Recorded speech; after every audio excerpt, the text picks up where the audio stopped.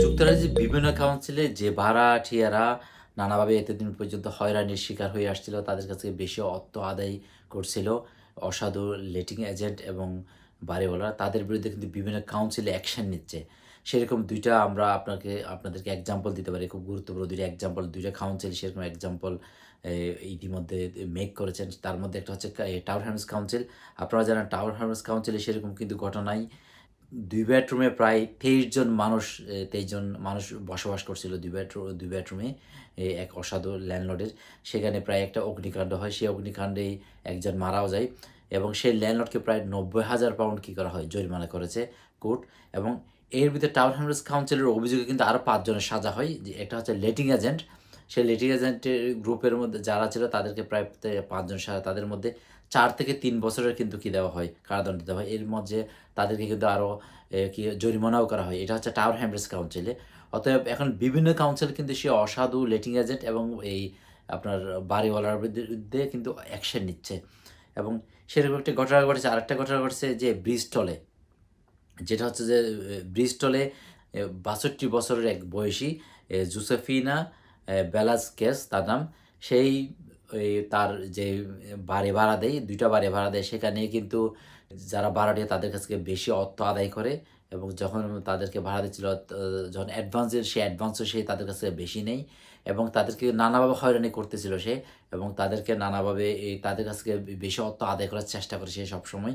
এগুলো নিয়ে তার বিরুদ্ধে কিন্তু অভিযোগ জমা হয়। সেই অভিযোগের ভিত্তিতেই আদালত তাকে ১১,০০০ পাউন্ড জরিমানা করে এবং তার সেই অভিযোগগুলো, তার বিরুদ্ধে যে ৩ টে অভিযোগ, সেই ৩ টে অভিযোগ সেই আদালতে স্বীকার করে এবং তাকে আদালত বলা হয়, আদালত তাকে তো বলে যে সে যেন ১১,০০০ পাউন্ড তাদেরকে, যারা ক্ষতিগ্রস্ত তাদেরকে যে হয়রানি করেছিল তাদেরকে যেন দেয়।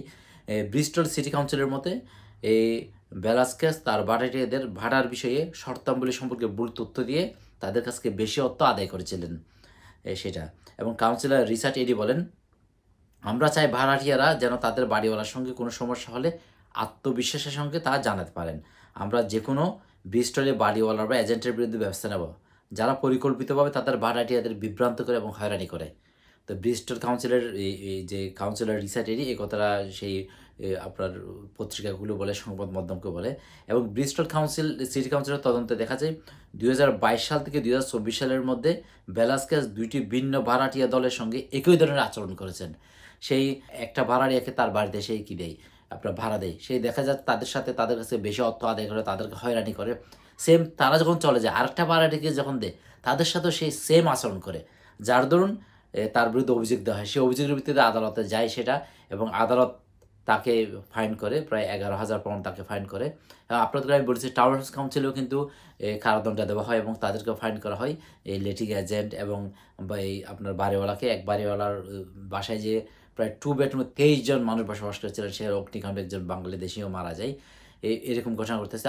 যারা যারা ভাড়াই আপনারা যারা ভাড়াটিয়া, তারা যদি এরকম কোনো সমস্যায় পড়েন, আপনাদের কাউন্সিলকে জানান যে আপনারা অসাধু লেটিং এজেন্ট এবং অসাধু যে বাড়িওয়ালা আছে তাদের বিরুদ্ধে আপনারা অ্যাকশন নিয়ে যেতে পারবেন। তারা যে আপনাদেরকে হয়রানি করতেছে, বেশি টাকা নিচ্ছে, সেই বিষয়গুলো আপনাদেরকে অবশ্যই কাউন্সিলকে জানাতে হবে।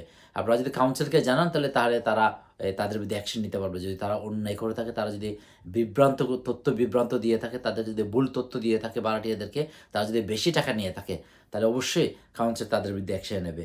সেজন্য আমি মনে করি আপনারা অবশ্যই কী করেন, এই কাউন্সিলকে জানান। এই যে ব্রিস্টল এই ঘটনাটা কিন্তু আমরা বিবিসিতে দেখেছি, বিবিসি সেই ঘটনাটা তুলে এনেছেন। আমরা টাওয়ার হাউসের ঘটনাটাও কিন্তু বিভিন্ন পত্রিকায় দেখেছি কী হয়েছিল। অতএব আপনারা সবাই সতর্ক থাকবেন।